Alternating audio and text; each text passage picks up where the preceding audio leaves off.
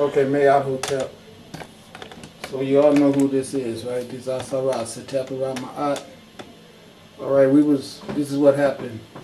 I ran out of tape on the last segment, and I can't go back to it because it's too much involved to get back at it. But the only thing you missed was the explanation of the winter solstice, where it went to the point where you saw the sun was starting to rise.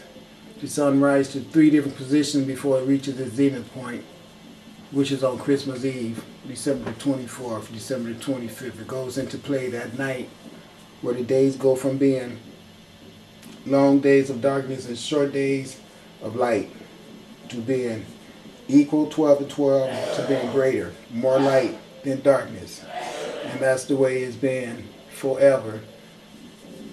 The Greeks, the Romans, and the Habaru, or known as the Jews, call that Yuletide. What it is the birth of the new sun. It's the same sun that's always been, but it has come to the end of a cosmic year. That's the way that goes around December the 25th. Is to reach this end as to where the winter months in the pole tilt makes it seem so below the equator and it seems so far away, and it stays there. It seems like it stands still for 3 days, from December the 21st to December the 24th.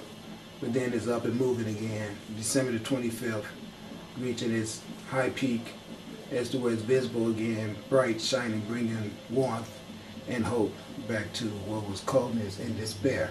Same thing as the condition of our earth now. Coldness and despair will be replaced with the birth of the S-U-N sun as well as the S-O-N sun. So there is 3 suns. It's the 2 suns in the heaven and the 1 sun on earth. But I still see 3 suns in the sky.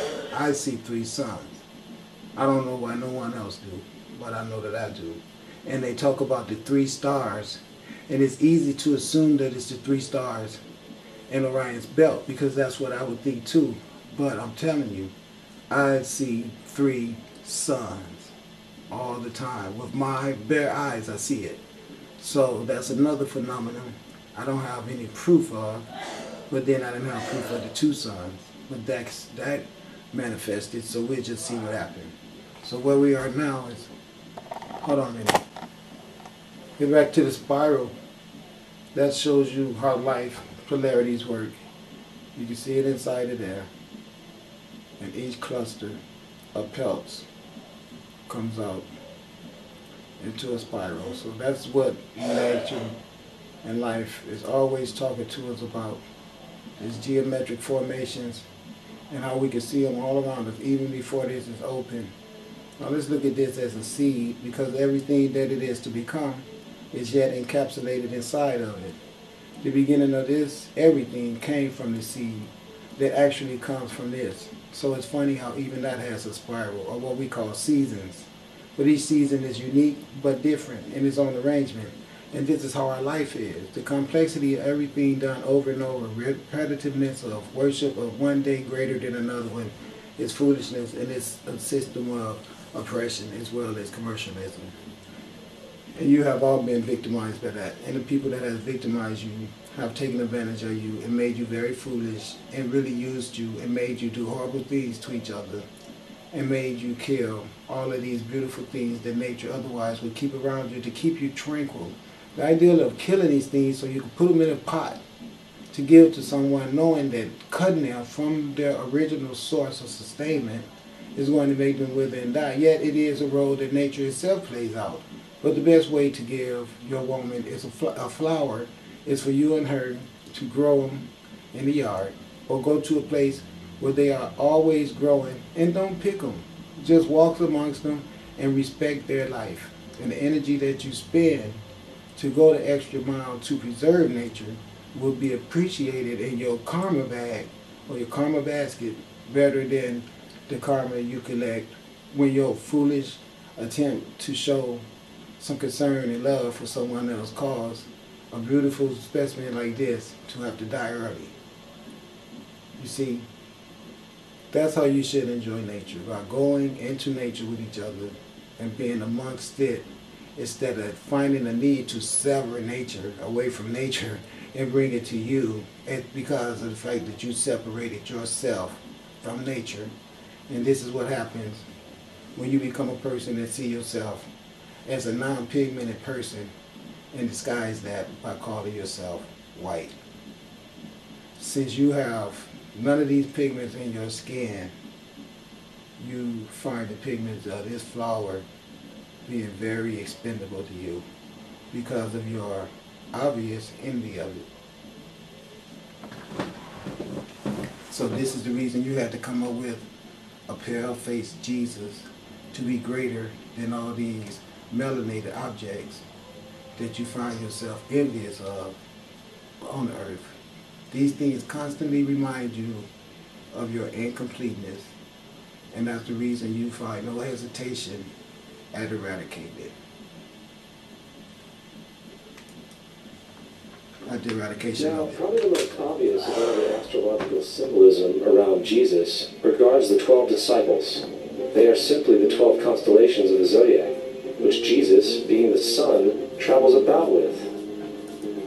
Okay, see, the 12 constellations is what moves around with the true sun God, which is me. And like I told you, 1 month, 1 year, 12, one judge, 12 jurors. 1 year, 1 judge, 12 months, 12 jurors. They call them disciples. Okay, it's no disciples. This is the story that they had to tell to give him sustainment of being on earth. These are all stories that they gave personifications to replace the constellation movement. You understand what I'm saying? Watch, I know that's what he's going to tell you. The fact that there's 12 men with Jesus. Jesus was the year, and these 12 men, one represented a month. 12 disciples, 12 constellations, 1 sun, which is Jesus. As you can see, he got the light all over his head. All right? This is where they're going with that. Let's go check it out. In fact, the number 12 is replete throughout the Bible.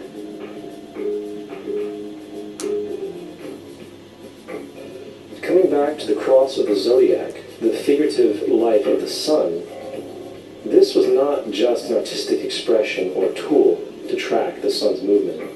It was also a pagan spiritual symbol, the shorthand of which looked like this. This is not a symbol of Christianity. It is a pagan adaptation of the cross of the zodiac, or tool to track the sun's movement. It was also a pagan spiritual symbol, the shorthand of... This is what it is. This cross right here comes about to give you the 4 quarters of the earth. Okay, when the sun reaches a certain position in the sky, right here is where it would make this cross. When it gets at a certain position, this cross, this line right here will be a vertical line that crosses the equator. And whenever the sun is at the epitome of the day, this is what you make. This right here. The X that you see in the camera all the time. You see it right there? What's above is below. You see that X? So it shows you right there the person that's standing on top center of the spiral. Do you see what I'm talking about? Look at that. You see it? That's where it starts at. And that's how all constellations of weather moves around the planet. And you can see that right there. And you can see also right here the woman's vagina. You can see the triangles in there. Do you see? Do you see them right in there, the pyramids? For each quarter. 4 quarters represent 90, 180, 270, 360 degrees of knowledge is when you'll be at the top, where you vibrate with your Uranus, serpent power. At the top of everything, where the sun shining bright, at the point of the zenith of the sun, is why you have that Uranus serpent up on top of your head right there. And this part right here is surely the original cross, which just represents this.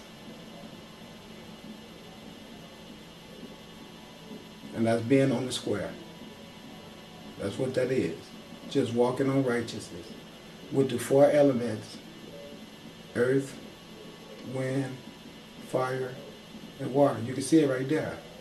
1, 2, 3, 4. That's the 4 equilateral planes. And that's what this is all about.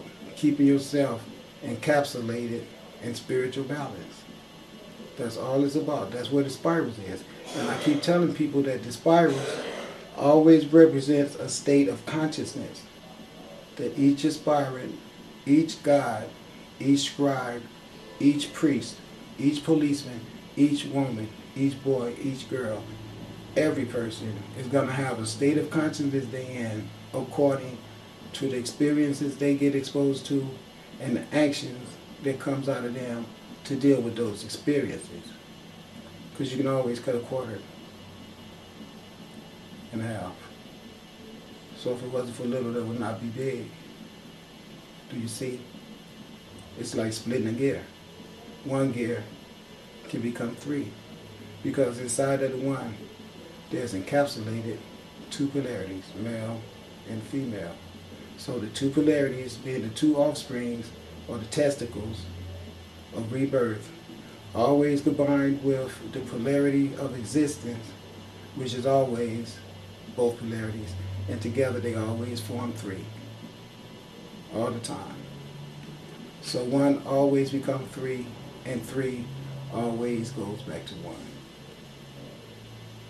2 is just a state of duality that's non-existent. It's a thought of duality that's only given action of existence through the conceptualization of the limited senses of human beings. There's no such thing. It's always 1, 2, 3, all the time. Which looked like this. This is not a symbol of Christianity. It is a pagan adaptation of the cross of the zodiac. It's just what I was just saying it was. Now look what they did. They went and put it on top of their church. Now you can see the circle in there because it's supposed to be an ankh. This circle, if they're going to put it there, should have been wider on the outside perimeter. I'm going to show you how they always plagiarize everything to turn it into a patriarchal type of deal. Now look what they did. They didn't like the ideal of this phallus having this power inside the circle. Now this is where this circle should be, right there. You see? Now we all saw that. See how they made the woman smaller than the man again? Typical Europeans. They changed the whole concept of the cross being inside of the earth. And now they got the earth being small to the cross, which they did with Jesus. They made Jesus greater than everything on the earth. That's exactly what they did. And that's exactly what you're looking at right there. That's just what they did. But now look down here. They can't hide the female. She's always there, even though they tried to hide her there. She's still there, look. You see her legs there? Always there. This is where heaven is. We all know that. And there she goes right there. But you can see they plainly tried to hide her because here go that right there.